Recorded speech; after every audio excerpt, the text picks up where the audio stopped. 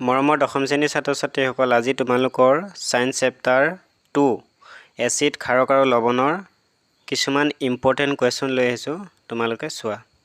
এই ইম্পৰ্টেণ্ট কুৱেশ্যনখিনি হৈছে প্ৰিভিয়াছ ইয়েৰত আহি গৈছে, গতিকে তোমালোকৰ বাবে বহুত ইম্পৰ্টেণ্ট হয়, চোৱা।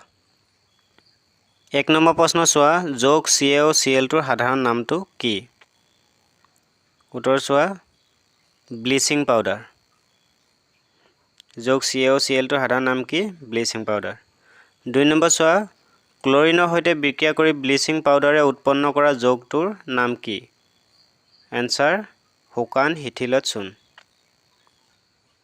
Calcium hydroxide. 3 নম্বৰ প্ৰশ্ন চোৱা, কঠিন পানী কোমল কৰা যৌগটোৰ নাম কি? উত্তৰ, কাপোৰ ধোৱা ছ'ডা। নেক্সট কুৱেশ্যন চোৱা।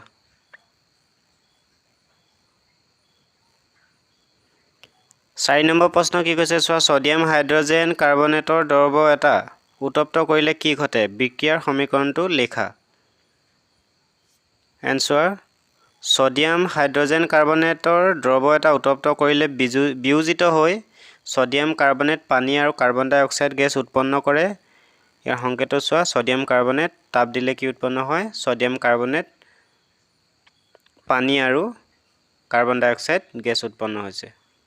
নেক্সট কুৱেশ্যন চোৱা, 5 নম্বৰ কুৱেশ্যন চোৱা, প্লাষ্টাৰ অফ পেৰিছ আৰু পানীৰ মাজত বিক্ৰিয়া দেখুৱাবলৈ এটা সমীকৰণ লিখা। এইটো চোৱা, সমীকৰণ লিখা আছে, সমীকৰণটো তোমালোকে চাবা। নেক্সট কুৱেশ্যন 6 নম্বৰ প্ৰশ্ন চোৱা, সূচক কি? উদাহৰণ দিয়া। এইটো SSLC 2012ত আহি গৈছে। অ'কে, আনচাৰ চোৱা, যিবোৰ পদাৰ্থই অম্ল আৰু ক্ষাৰকৰ উপস্থিতিত নিজৰ ৰং সলনি কৰে তেনে পদাৰ্থসমূহকে সূচক বোলে। আৰু সূচকৰ উদাহৰণ দিবলৈ কৈছিলে, উদাহৰণ চোৱা, হালধি, litmus, methyl orange. Next question চোৱা, 7 নম্বৰ প্ৰশ্ন চোৱা, দৈ আৰু টেঙা খাদ্যবস্তু পিতলৰ আৰু তামৰ পাত্ৰত থোৱা নহয় কিয়? আনচাৰ চোৱা, দৈ আৰু টেঙা খাদ্যবস্তুত সাধাৰণতে এচিড থাকে। আমি জানো এচিড ধাতুৰ সৈতে বিক্ৰিয়া কৰি লৱণ আৰু হাইড্ৰজেন গেছ উৎপন্ন কৰে। এই লৱণ বিষাক্ত প্ৰকৃতিৰ হ'ব পাৰে বাবে দৈ আৰু টেঙা বস্তু কি কৰা নহয়? পিতলৰ বা তামৰ পাত্ৰত থোৱা নহয়। নেক্সট কুৱেশ্যন চোৱা, 8 নম্বৰ প্ৰশ্ন চোৱা, শুকান হাইড্ৰক্লৰিকে কিয় শুকান লিটমাছ কাগজৰ ৰঙৰ পৰিৱৰ্তন নঘটায়? উত্তৰ চোৱা, এচিডে কেৱল পানীৰ উপস্থিতিত হাইড্ৰজেন আয়ন উৎপন্ন কৰে। এই হাইড্ৰজেন আয়নবোৰ সিহঁতৰ আম্লিক ধৰ্মৰ বাবে দায়ী।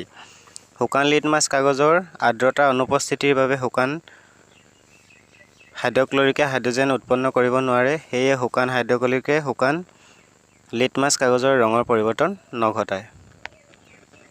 নেক্সট কুৱেশ্যন চোৱা, 9 নম্বৰ প্ৰশ্নটো চোৱা, এচিড লঘু কৰোঁতে এচিড পানীত যোগ কৰিব লাগে, কিন্তু পানী এচিডত যোগ কিয় নকৰে?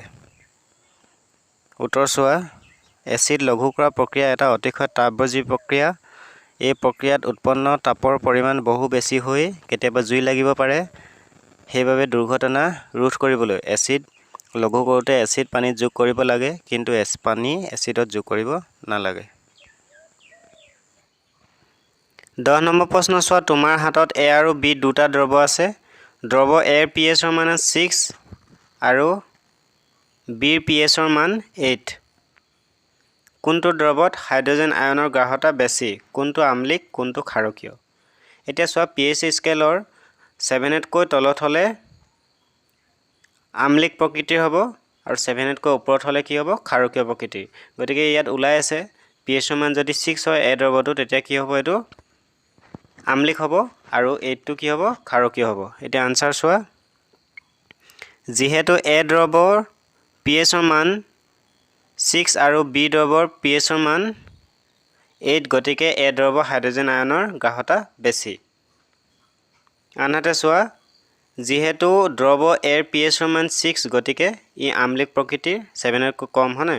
আৰু 7তকৈ ওপৰত কি আছে? এইটো চোৱা, দ্ৰৱ Bৰ pHৰ মান 8, গতিকে ই ক্ষাৰকীয় প্ৰকৃতিৰ। নেক্সট কুৱেশ্যন, 11 নম্বৰ প্ৰশ্ন চোৱা, পানী অনুপস্থিতিত এচিডে এচিডৰ ধৰ্ম প্ৰদৰ্শন নকৰে কিয়? অলপ আগে আমি পাই আহিছিলোঁ পানীৰ অনুপস্থিতিত এচিডে হাইড্ৰজেন আয়ন উৎপন্ন কৰিব নোৱাৰে বা মুক্ত কৰিব নোৱাৰে সেয়েহে পানীৰ অনুপস্থিতিত এচিডে এচিডৰ ধৰ্ম প্ৰদৰ্শন নকৰে 12 নম্বৰ প্ৰশ্ন চোৱা ব্ৰাইন কাক বোলে এই ব্ৰাইনৰ মাজেৰে বিদ্যুৎ প্ৰবাহিত কৰিলে কি পদাৰ্থ উৎপন্ন হয় চোৱা ইয়াতে বিদ্যুৎ প্ৰবাহিত কৰোঁতে বিদ্যুৎটো টাইপিং মিষ্টেক হ'ল তোমালোকে শুদ্ধ কৰি ল'বা দেই এটো SSLC 2020 আহিছিলে